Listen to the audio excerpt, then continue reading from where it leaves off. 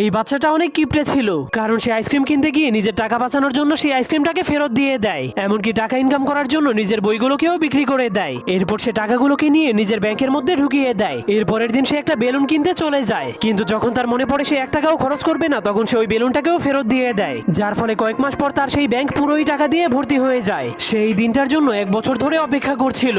এরপর সে অনেক খুশি হয়ে তার টাকাগুলোকে নিয়ে একটা খেলনার দোকানে চলে যায়। এরপর সবগুলো টাকা সেই দোকানদারকে দিয়ে দেয়। কিন্তু দোকানদার প্রথমে এত ভাঙতি টাকা দেখে তার উপর অনেক রেগে যায়। তবুও সে তাকে তার পছন্দের খেলনাটাকে দিয়ে দেয়। কিন্তু সে ঘরে পৌঁছানোর পর তার বোন তার হাতে একটা রাখি বেঁধে দেয়। এজন্য সে তার ভাইয়ের কাছে গিফট চাইতে শুরু করে দেয়। কিন্তু ছেলেটা তাকে বলে, আমার কাছে কোনো গিফট নেই। তখন তার মনে পড়ে সে 1 বছর ধরে এই দিনটার জন্যই টাকা জমাচ্ছিল, কারণ তার বোন সবসময় সেই খেলনার দোকান থেকে একটা পুতুল কিনতে চাইতো। তখনই তার ভাই তাকে এতদিনের জমানো টাকা দিয়ে কেনা সেই পুতুলটাকে উপহার দেয়, যা দেখার পর তার বোনের চোখে পানি চলে আসে। এরপর অনেক খুশি হয়ে তার ভাইকে জড়িয়ে ধরে। আপনি কি আপনার ভাই বোনকে ভালোবাসেন কিনা যাওয়ার আগে অবশ্যই